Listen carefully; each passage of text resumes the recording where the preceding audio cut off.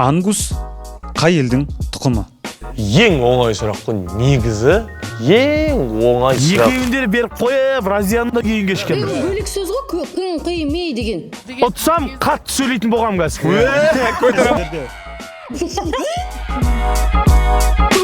Бәріне мен жанды, өнім асым қарлы, сән отбасымның қамы, қайта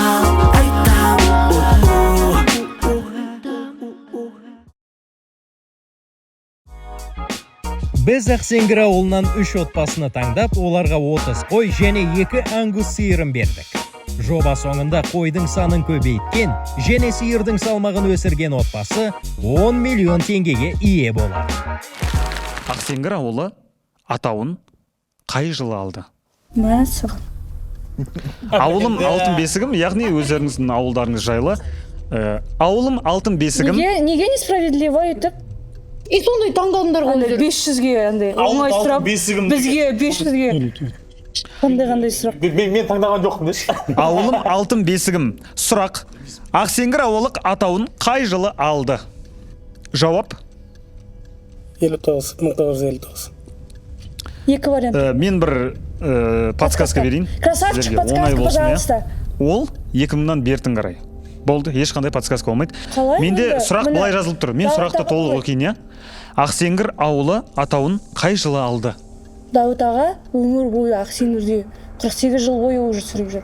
Округ қылып алған сәр. Ақсеңгір атауы. Бұнан Ақсеңгір болғанда Совет өкіметі кезінде бұл совхоз болды. Кейін селолық округ болды. Одан кейін ғана ауылдық округ болып бөлінді. Шынымен странный сұрақ, согласитесь? Даже Дауыт аға айтып тұр ғой, сол кезінде Ақсеңгір деп атаған бәрі деген сияқты. Оказывается, по документам, типа, да, там?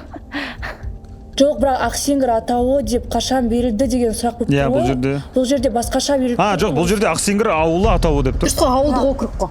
Ауылдың атауы деп. Ауылдық округ деп айтып тұр ғой. Ауылдың атауы. Кеттік ал, сұрақты қайтадан оқимын. Ақсеңгір ауылы атауын қай жылы алды? 2004. Жауап қабылданды, және бұл дұрыс жауап болды. 2004? Сендім ғой. Жоқ, науқат емес, ол кез мына Жайсаннан ары қарай біз нелер фабрикалар тұр ғой, тауып қойған. Сол жерде жұмыс істегем, сол жерде 2004 жылы бір күн жұмыстан шығып келесем, тура сол фабриканың алдында знак тұрады да бүйтіп. Ақсеңгір ауылы округі деп. Сол кезде көргенмін. Я соны есіме сақтап қалғанда соны. Өткенде 2004 деді ғой, сол знак қойылып қалды. Үш командада 500 ұпайдан алғашқы айналым аяқталды. Бізде тең-бе-тең құттықтаймыз. Бірінші айналымнан аман есен және 500 ұпаймен өткендеріңізге бір шабылға қойсаңыздар болады. 500 ұпайдан әрі қарай Ақсеңгір көшбасшысын біз жалғастырамыз. Әдеттегідей Дәке, өзің бірінші болып бастайсың. Таңда, қайсысын таңдайын? Мен жаңағы ауылым алтын бесігім деген вариантты таңдаған кезде Разиян командасы Орекең түрін көрдім, мүлдем ауылынан хабар жоқ екен. Сол себепті ол вариант алмаймыз. Ангус деген мүлдем қате деп ойлаймын. Құнар 200 деген дал. Сақпа деп отыр, мен сіз қалай деп отырсыз отағасы? Давай. Болды. Құнар 200. Құнар 200. Сұрақ. Малдың жасын қалай анықтауға болады? Тісінен ғой? Тісінен. Сосын сұрайсың ғой, өзінен қанша жасын деп айтады. Тісінен және өзінен. Тісінен және өзінен. Немесе удостоверениесінен. Жауап? Тісінен. Малдың жасын қалай анықтауға болады? Дұрыс жауап удостоверениесі. Дұрыс жауабы тісінен. 200 ұпай құтты болсын. Тамаша, сіздерде қазір 700 ұпай. Ал енді келесі Мадияраға және Сабиркин, сіздердің таңдауларыңыз. Ауылым алтын бесігім 200. Ангус 500 таңдамаймыз ба? Ауылым алтын бесігім 200. Оны ешкім білмейді сияқты. Ну ладно, хорошо. Мен де Ауылым алтын бесігім 200, давайте көрейік. Ауылым алтын бесігім. Сіздерге 15 секундтың ішінде ауыл туралы 3 мақал айту керек. Бастадық. 1, 2, 3 кетті. Негізі білетін мақал-мәтелдердің бәрі есімнен шығып кетті. Ауылдан сұрасаң асар, көршіден сұрасаң қосар. 1. Ауылға жақындағанда ит шегеді. 2. Үшінші, так, подожди. Ауылым алтын бесігім. Ауылым алтын бесігім. Стоп! 14 секунд 96. бұл жерде Разия көмектесті және 200 ұпай Бутешевтар отбасында құттықтаймыз. Сіздер қатыссаңыз болады мақалға. Тамаша. Мен қатысып кеткенше. Екі командада 700 ұпайдан және Разия. Ауыл туралы мақал тырлатқан ше. Мен вообще мақал білмеймін. Және ойлана келе бізде Абдрахимовтар отбасы таңдады. Нешінші үйға шықты? Құнар 100. Мәссаған. Құнар 100. Сұрақ. Қойдың тапталып отынға қиып алынған өнімі қалай аталады? Тезек емес па? Қойдың Жоқ. Қой тапталып отынға қиып алынған өнімі қалай Қойдың аталады? өнімі, оны тапталып отынға саламыз. Көң. Тезек, көң екі түрлі айтады. Жауаптарыңыз тезек Дұрыс қой? Немесе күң. Көң. Жалпы соның ар жақ бер жағы ғой. Бәрі әр жерде әртүрлі айтамын оны. Менде дұрыс жауабы қи деп тұр. Осы еді ғой. Дұрыс қой? Бір сөз ғой не? Қи деген бәрі Бөлік сөз ғой, күң, қи, мей деген. Қалай? Тезек, қи, бәрі. Эксперт? Болған емес па? Жәнібек мырза не дейсіз? Тезек деп сиырдікін айтады. Бұл жауап қабылдана ма? Қабылданады, иә. Қи деп. Экспертіміз бұл жауапты қабылдады. Тезек, қи барлығы сол бір отынға салынғандықтан, сондықтан балдан айырылдық десең. әр жерде әртүрлі айтады. Әр жерде әртүрлі айтқандықтан бұл сұрақ қабылданды. Және Абдрахимовтар отбасында 600 ұпай. Екінші айналым бойынша 700, 700 және 600. Ал енді бізде ал кеттік Дәке және Оралбек мырза. Сіздердің таңдауларыңыз? Құласаң Нардан құла. Жоқ, құласаң байқап жүрсей деген мақал бар. Құласаң Ангус 500 емес дейші. Сол үшін Ангус 500. Өткен 10 таңдамасам уже ұтылатын сияқты көрдім ше. Либо пан, либо пропан ғой, короче, либо былай шығу керек болды уже. Дұрыс жауап берсек, уже ұтып тұрғанымызды білемін. Дұрыс жауап бере алмасақ, қаламыз енді, қайтеміз дедім. Ангус 500 алдық. Ангус 500. Қой беріп қосқы. Сіздерде? Тамаша. Пасай беріп жүр ғой, оны не жалды? Мұқият тыңдаңыздар. Ангус 500. Ангус қай елдің тұқымы? Айтпаңыз. Сказ айт саласы естейді бәрі. Не ғой? Голландия мет? Так голландиялау ма? Мен ойладым ше, ангус сыйлаған кезде үйіне барып бір жарты сағат зерттеген шығар енді. Бұл ангус сиыры қалай бағам деп содан бір Нидерланд деген сөз миында қалған шығар деп ойлағам ғой. Ангус, голландский ангус, американский ангус. Стейк жейсің ба, бір нәрсе ангус деп айтады ғой. Соны ресторанға келіп отырмын ше, миымше. Біле ангус деп айтады ғой. Так, голландский ангус, американский ангус, английский ангус. Голландский ангус деген естімеңіз ба? Шин ұрып отырсыз ба? Естіген шығар бір жердесің. Ангус. Және сіздердің жауаптарыңыз? Бегемот өсетін жақ.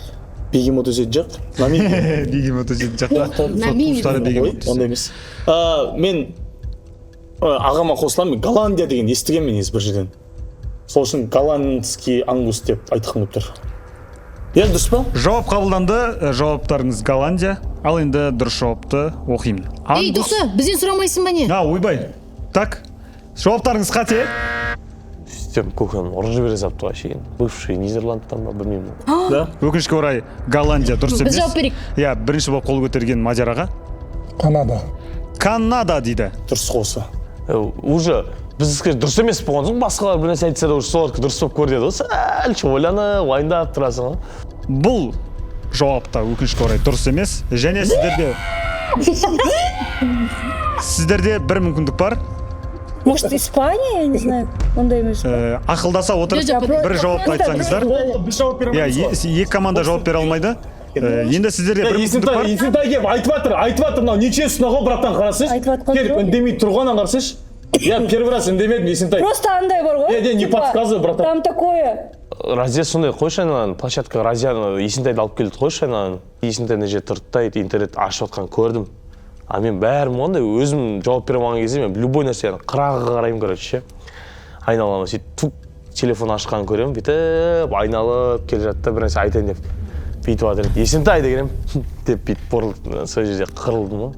Ана айтып қоятын еді, негізі ол, конечно, 100 балл емес қой, 500 балл ғой.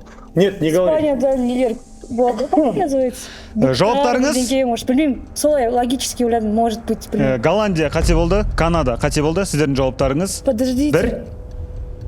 Нет. Екі? Испания дей берейік. Ну я не знаю, просто сказала на шар. Это будет правильно. Испания жауабы қабылданды. Ангус қай елдің тұқымы? Ангус негізі европалық. Канада деген дұрыс емес жаңа. Европадан жаңағы сіз көрсеткен бүйтіп бірдеңе көрсеттіңіз ғой. Сол жақын. Бірақ ол Испания емес, Ангус Шотландия елінің тұқымы. 500 ұпайдан айырылды. Дәкелер. Не болды? Мен вообще ойламаппын оны қай сатылған. Мен Голландияда жүргем ғой. Әрі қарай жалғастырамыз. Европа деп айту керек еді. Мадияр және Сабиркин, сіздер қай ұяшықты таңдайсыз? Өткен сабақ 200 таңдады да? Уже? Жоқ таңдамаппыз. Өткен сабақ 200 бар ма? Өткен сабақ 200. Давайте. Өткен сабақ 200. Ал мұқият тыңдаңыздар. Жаңа туған малға сырғаны қашан салуға болады? Жаңа туған малға салғаны. Сұрақ. Жаңа туған малға сырғаны қашан салуға болады? Яғни сіздер бір мерзімді айтуларыңыз керек. Бай өткеннен кейін салуға болады. Дұрыс емес, дәкелер жауап беруге дайынмын дейді. Қандай? Дәке және Оралбек аға? Қанша қол көтерді ғой бірден? Қайға дейсіз ба? Мен сразу салуға болады. Сразу салуға болады.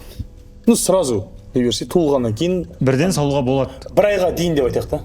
Бір айға Сонда дейін. қателеспейміз. Жауап қабылданды. Жауап өкінішке орай дұрыс емес. Және Разия және Дәуіт ағада қол көтерді ғой. бір мүмкіндік бар. Және сіздердің жауаптарыңыз Бір жылға дейін. Öyle сөйтіп оны жауап береміз ба? Прям определенный андай уақыт жазып тұр ма? 6 айдан кейін. 6 айға дейін или кейін? Бір айға дейін деді дұрыс емес деді ғой. 6 айдан кейін. Разия, қосыламыз ба жауапқа? Точно ма? 6 айдан кейін деген қара енді 6 мен 7-ның арасы ғой значит. Иә, дұрыс. Жақсы ойланып жатсың. Бірақ бұл сұраққа ешқандай қатысы жоқ ол логикаңның. Жаңа туған малға сырғаны 3 айдан кейін салуға болады. Ё-майя. Қате бәрінде. Иә. Айдан қателесіп қалғанбыз. Бұл жерде Бутешевтер отбасы да қателік жіберді. Яғни Дәуіт аға мен Разияда бұл жерде шанс бар. Мүмкіндік бар алға шығып кетуге. Ауылым алтын бесігім. Ауылым алтын бесігім 100. Енді тыңдаймыз. Ауыл сөзі ағылшынша қалай? Мен білем. Жауап бере алмаса біз бір жауап беруге дайынбыз. Есть что деген. Дәке жауап бере алмаса дайын. Дәуіт аға сіз білесіз ба? Деп Дәуіт ағадан. Ауыл сөзі ағылшынша қандай мағына білдіреді? Егер де Разия дұрыс жауап бере алмаған кезде Дәкеге автоматты түрде өтеді. Мен білем негізі. Ну, если так логически, если орысша аударып бітсең, жауабы? Village. Виллаги? Виллаги. Өте дұрыс, 100 ұпай құтты болсын. Тамаша. Бізде 3 командада 700 ұпайдан шабуыл қойыңыздар. Тамаша тартысты ойын болып жатыр. Білмеймін, қалай мен вообще негізі мен ағылшынды London is the capital, Britain ғана білем негізі. Бірақ village дейтін біреу мен миыма бүйтіп village деді да, сосын village деп айта салдым. Қара, логически қара. Аңыз 200 таңдасақ, 700 біз 900 кетеміз, ешқандай команда жете алмай қалады бізге. Автоматически қойып отырамыз. Егер дұрыс жауап берсек, жауап бере алмай қалсақ, мына кісілер уже ұтып кетеді. Біз ұтыламыз точно. Егер біз 100 таңдаймыз, қазір Разия 100 таңдайды, біз ничья ортасында қалып қалуымыз мүмкін. Либо ничья таңдаймыз, либо ұтамыз.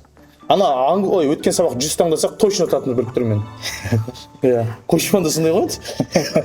Ангус пен 100-200-ден шанс бар. Егер де, братан, рискуем, қой не жал кетсең, Ангус 200 таңдайықта уверенно тұра берейік. Егер дұрыс жауап бере алмай қалсақ, ұтылып бір қой тағы бере отырамыз, братан. Ана екеу 100-100 жауап берсе, ол береміз сразу 200. Азарты қойдам. Неге қойлары бәрі ма? Кеттік ба? Сол үшін бізге точно жауап беру керек, либо үндемей өткен сабақ 100 аламыз да, ничего қайтамыз. Давай енді 100. Қойшы, керек емес па? Білмейміз. Мен ойымша білмеймін. Ангус 200 не деп ойлайсың? Білсем, мен жаңа дайындалып білмеймін ба?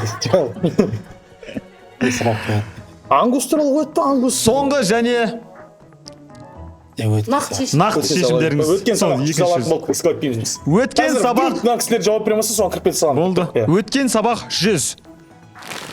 Чип малдың қай жеріне салынады? Қалай салынады? Өттік онды. Өттік па?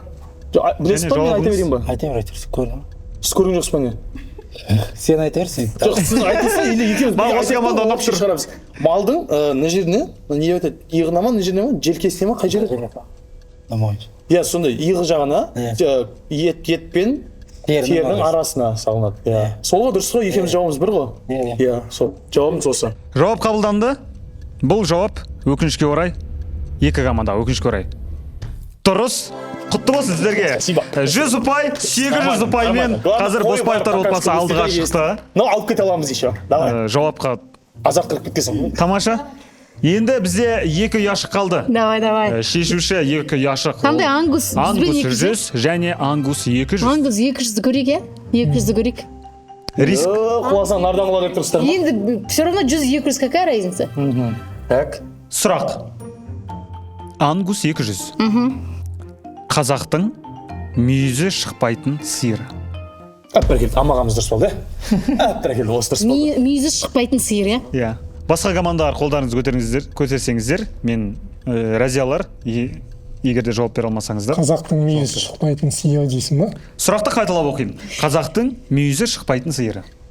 Алатау тұқымды ақбас сиыр. Бұл сұрақтарыңыз, толық жауаптарыңыз, иә? Иә.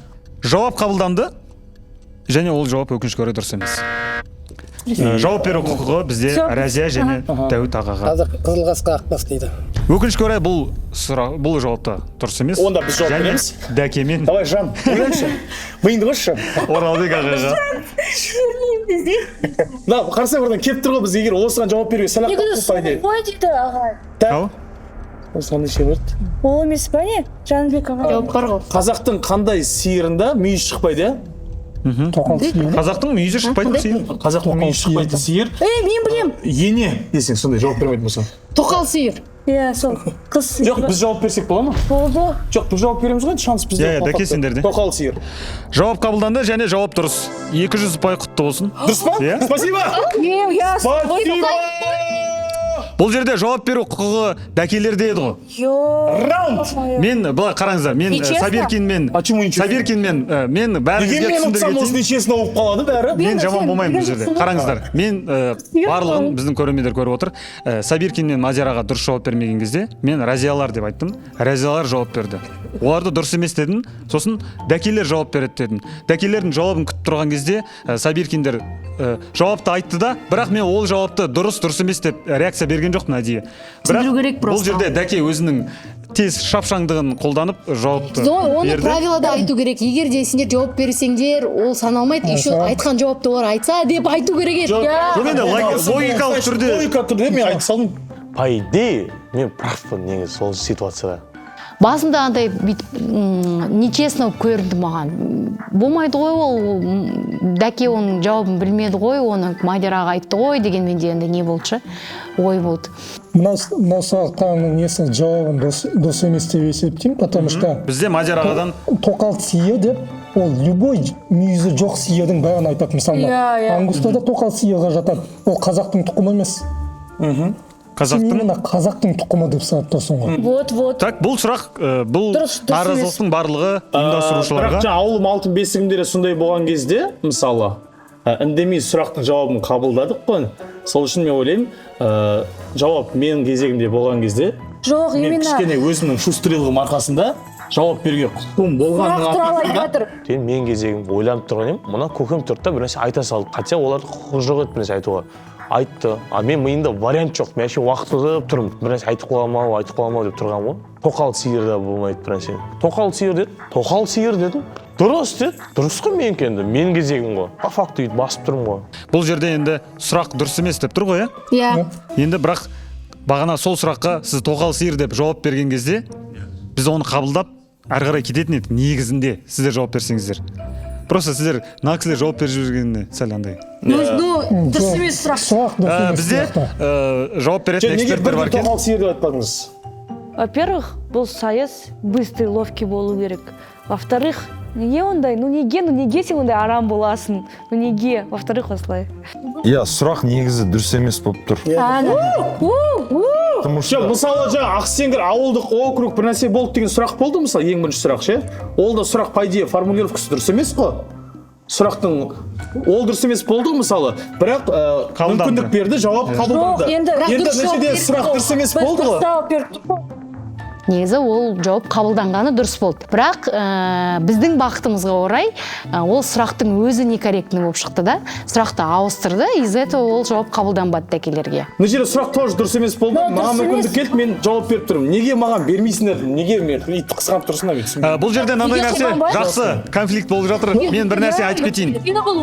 Жоқ, енді қарасаң, сіздерге шанс беріп тұр ғой. Жауап бермеді, сіздерге шанс берді, жауап бермеді, маған берді ғой. Содан кейін барып бүйтіп сараптап қарасам, негізі по правилам дұрыс жасап тұр дәке. Өзі де мойындап тұр. Я, мен білмедім, бірақ мен естідім, жауапты айттым деп. Мен сол кезде андай бүйтіп қырсығып бүйтіп нетіп жатырмын, болмайды олай, неге олай деп. Но негізі по правилам ол дәкенікі дұрыс болды. Менде мынандай нәрсе болып тұр. Я, қазір бір сұрақ қойылады Сабиркиндерге, егер олар жауап бере алмаса, дәкелер жауап береді, дәкелер жауап бере алмаса, Разия және Дәуіт ағам жауап береді. Енді бұл жерде мынандай сұрақ. Қазір біздің эксперттер сол 200-ге байланысты сұрақ қоя ала ма, оңай, әлде өте қиын сұрақ қоя ма деген сияқты ғой. Бізде кішігірім түсініспеушіліктен кейін жауап беру құқығы қазір Бутешевтар отбасында Сабиркин және Мазираға сұрақ. Сиырдың жапасынан қандай газ алынады? Метан. Дәке, енді жауап беру құқығы сіздерге өтпейді, өткені бұл дұрыс жауап. Құтты болсын. Дәке, сіздерде 800, Сабиркин 900 және Разияда 700 ұпай, және соңғы сұрақты сіздерге оқимын. Соңғы сұрақты оқимын. Жауап берсеңіздер, Дәке командасымен ничия. Егер жауап бермесеңіздер, онда сіздер 3-ші орын аласыздар. Ал сұрақты оқимын. Ангус 100. Қатысушыларға ангус сиырын берген компания. Екінші жауап беруге дайынбыз, есчо. Дәке, дайын. Екінші жауап беруге дайынбыз. Мен спокойно тұрым ғой, жында. Ол ангусқа не қатысы бар вообще? Бопты, давай. Просто. Давай. Мен ұмытып қалдым. Қатысушыларға ангус сиырын берген компания. Ең оңай сұрақ қой, негізі ең оңай сұрақ. Оны кім Сабиркиндер де білмеді негізі. Разия, Дәуіт аға, жауаптарыңыз болса. Басқа командалар өздерінің кезегінсіз айтып қойса, 100 ұпай алып тастаймын. Бәрібір екен. Қатысушыларға ангус сиырын берген компания және жауаптарыңыз. Туп жетіп отырмын. Жоқ, туп жетіп отырған жоқсың. Жауап берейік. Мен де білмеймін. Жоқ, подождите, жоқ емес. Оны мен де білмеймін, негізі. Мен ұмытып тұрмын просто. Қатысушыларға ангус сиырын берген компания 1. Подожди, ты нагнетаешь. 0. Ты виноват, что я не знаю. Блин, мен ұмытып тұрмын, қалай еді? Просто өзім кейбір моменттерге мән беру керек еді маған. Біз оны айттық па? Как мы можем это запомнить? Айтқан екенбіз біз. Сол сиырларды әкеліп берген кезде айтқан екенбіз. Құнар жобасынан деп айтқан шығар. Бірақ ар жағында бір компания тұр. Жауап берсек бола ма? Или что? Қазір өзім ішімнен бір нәрсе айтсам, бір нәрсе айтасыңдар, білемін. агентат етпей ішімнен жай 10-ға дейін санаймын. Мен хотя бы компания айтады сияқтымын. Блин, я не знаю, честно. Мен просто Маки. Просто ол Дәуіт аға, сізде ешқандай жауап жоқ? жобасы деп. Разия, сізде ешқандай жауап жоқ? Жәнібек аға өтті, короче, біреуден берді. Өкінішке орай жауап беру құқығы Дәке және Оралбек аға өтеді. Жауаптарыңыз. Кусто Казбиев. Қатысушыларға ангус сиырын берген компания. Тоқта, дұрыс па? Казбиев. Дұрыс. Спасибо. Блин, ну не знаю, вообще. Ол компания неме айналысады? Стейк, ет, сиыр. Мен білмедім. Честно, не в тему. Биф деген Мен вообще, мен не в тему деп түсінемін. Соң келіп, оп-оңай сұрақ, 200 балдық па сұрақ қой, 100 балдық сұрақ, Казбиев деп жауап беріп, сонымен Сабиркинға теңе сол пайда, сол ключевой момент болды, неге ше? Білмеймін, мен просто внимательность бар, просто қарағаным сол жерден көріп алдым, и айтқаны естіп алдым да, сосын мен түсіндім, мен қандай проектте түсіп жүрмін, зерттедім, Жәнібек аға зерттедім, Кустон зерттедім, Казбиев бәрін зерттеп шықтым. Молодец ты. Жауап қабылданды және Дәкелерде 900 ұпай, Сабиркинде 800. 900. 900 және Разия мен Дәуіт ағада 700 ұпай. шабалар қойыңыздар. Енді бізде супер финал. Білмеймін, неге жаттап алмағам, неге айтпағансыңдар жаттап алшы Разия, вот өміріне қажет болады деп. Мен андай жаттап алмаппын соны. Ал Даке молодец. Даке жақсы көреді оның нәрселерді. Ақшасы бар жерлерді ше, ол жаттап алады сразу. Мындағы придираться сен. Он внимательнее, не пойдет деп. Супер финал. Қазір сіздерге ортақ бір сұрақ беріледі. Кім бірінші қолын көтереді? Дұрыс жауап беру бізге керек емес. Қолын көтереді, соған байланысты. Егер жауабын айтып қойсаңыздар, минус 100 болады да, басқа команда автоматты түрде жеңеді. Түсінікті ғой, иә? Екеумізге ғой? Иә, екі командаға. Қолын көтерген бірінші адамға. Ал бізде супер финал. 900 ұпай жинаған екі команда Боспаевтар және Бутешевтар отбасы. Мен қазір бір сұрақ қоямын. Кім қолын бірінші көтереді, сол жауап береді. Дайын болсаңыздар, сұрақ. Сиырдың жүктілігі неше ай болады? Біз бірінші. Сабиркин. Біз бірінші. Ар жақта басқа команда қосылып кетті. Сабиркин жауап берді. Жауабыңыз? 5 ай. 5 ай. Жауап қабылданды, және жауап дұрыс емес. Және жауап беру құқығы біздің. Мен аңсағанды секундтан түсінемін, короче, эмоциясын. 5 айда деді, фық қарадым. Деген кезде дұрыс емес екенін түсініп сразу ше. Ол кезде айтайын, негізі ол сақтардың барлығын білгем. Именно сол викторина кезінде мен ангинам ісіп, температурам көтеріліп жүрген больницаға барып укол салғызып бердім да, обезболивающий. Сол обезболивающийдің күшімен ғана ол викторинаға қатысып тұрған. Сен соң температурам 39-дан жоғары болып тұрған болатын. Ай. Қанша ай? 9 ай. А если вот они не ответили, мы же можем ответить? Жоқ, бұл екеуінің арасында. Нельзя? По-любому екеуі де алмай айтты қалды ғой. Это суперфинал. 9 ай. Почему? Жауап қабылданды және жеңіске жеткен Боспаевтар отбасы құтты болсын. Сиырлардың жүктілігі адамдардың жүктілігі сияқты 9 айға созылады екен. Ойлап, әтте деп, бұнда ұра салды деп ойладың ше? Дұрыс деді ғой. Қуанып кеттің, Ореке. Ты лучше. Ты умный. Сен 21-ші ғасыр көшбасшысына қатыссаң, сен орнамайтын ең. Дұрыс қой, Дұрыс. Спасибо, спасибо. Это была сильная игра, біз уайымдадық. Рахмет халқым башында бергендеріңе. Ойды восстановили. Бүгінгі біздің викторинамыздың қорытындысы бірінші орын алған Боспаевтар отбасы тамаша суперфиналды жеңген. Шапал орындашы, пожалуйста, не көре алмай тұрсыңдар. Екінші орын алған Бутешевтар отбасы және үшінші орын алған Абдрахимовтар отбасы. Ақау көп дейсіз ғой. Мен біраз едетші, қойды алдық па, амадық па, соны айтыңдаршы. Қой құтты болсын. Рахмет, все. Болды, дәл шарласпаймын мен. Алсам болды. Мен просто шын айтайын. Достойно. Қарабет болып жүрген өйткені мен кесірімде екі қой алып та мен. Шын айтайын. Қазір мен қарабетпін. Мен андай сәл өз орнында бастан етіп, мәз болып тұрмын, Разия. Жоқ, өте қазбифқа бідесін деп ше. Мен ұйықтап атқанда біреу маған сендерге ангусты кім берді деп айтса, мен қазбиф. Рахмет, өте ақылды екенсіздер. Күштілеп тұрып өздеріңізге бір шапалақ қойыңыздар. Қой қайтарған сайын, ұтқан сайын үйде абыройың арта береді, короче. Шай береді, тамақ береді, ше. Қой ұтыласың ғой, ше. Қуырдақ та жоқ, кәмпит те жоқ, шай да жоқ қой. Қой ұтқан күндер біздің семья келіңдер, көресіңдер. Өткен кезде қуанасың, ше. Вообще қой алған күшті не, шын айтамын. Казбиф Куста Групп. Казбиф Куста Групп. Казбиф Куста Групп. Жатап алдым болды. Құрметті біздің блогерлер, құрметті отбасы мүшелері, біздің әдетте жиналатын өзіміздің питаққа қош келдіңіздер. Бірден осы шығарылымның қорытындысына көшейік. Бізде екі жарыс болды, отбасы және блогерлік. Әдеттегідей бірінші блогерлер жарысында бізде мясорубка жинау дейтін, яғни автомат Калашников сияқты жинау дейтін жарыс болған. Сол жарыста өзінің ер мінезділігімен бірінші орынға ие болған Дәке бізде бірінші орын алды. Алдыңғы шығарымда естеріңізде болса, Дәке екеуінде де жеңілген еді. Екі қойдан айырылып, сөйтіп бүгін міне көш бастап бірінші ойын алып отыр. Бірден үйреншікті жағдай болып кетті. Қой алу, басында ұялып, ойбу, анан аяп отыр, мынан аяп отырмын дейтін еді. Біреуін аяп отқан жоқпын. Біреуін аяймын. Молодец.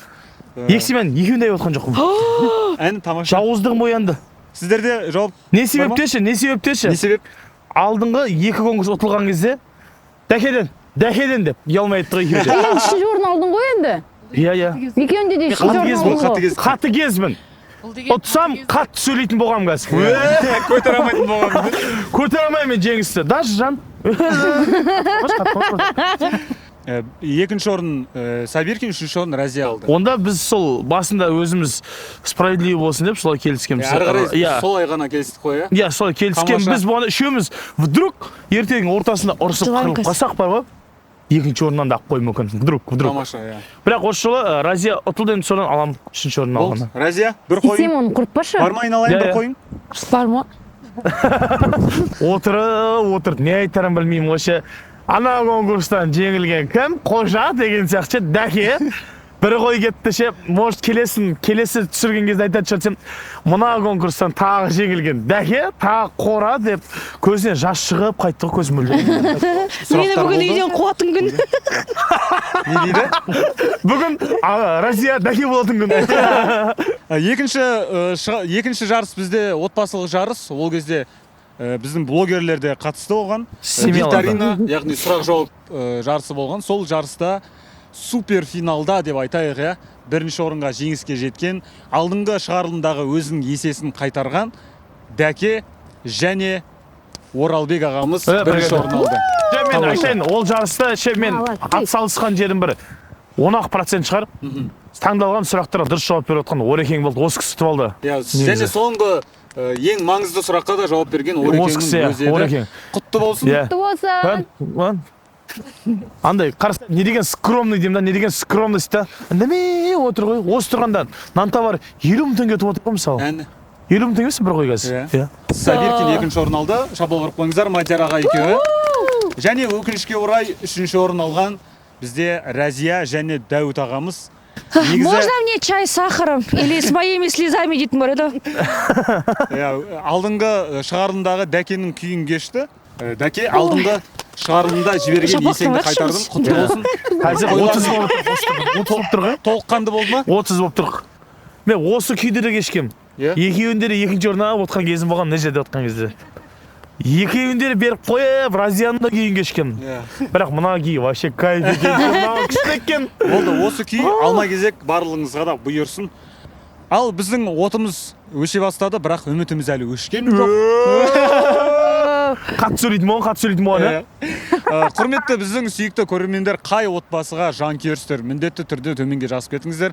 Олар сіздердің қолдауларыңызға мұқтаж. Әрбір комментарийді оқып, бізге де жанкүйер болып жатыр екен ғой деп қуанып жатады. Сондықтан тек жақсы сөздермен қолдап қолпаштап жүріңіздер. Өйткені бұндай ауа райында, бұндай бір сайыста жарысу өте қиын.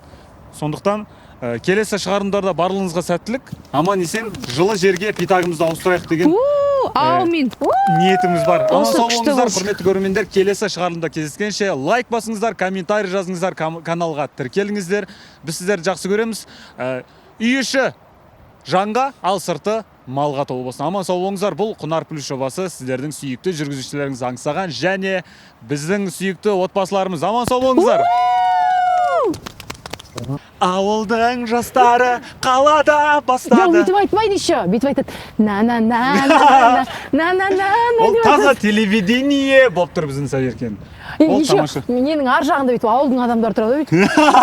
Деп шын қарап.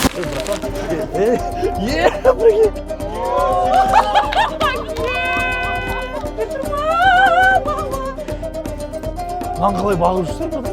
Мен мынау күнді мынау қазақтың блогерлері сиыр сауалама. Осы шығар.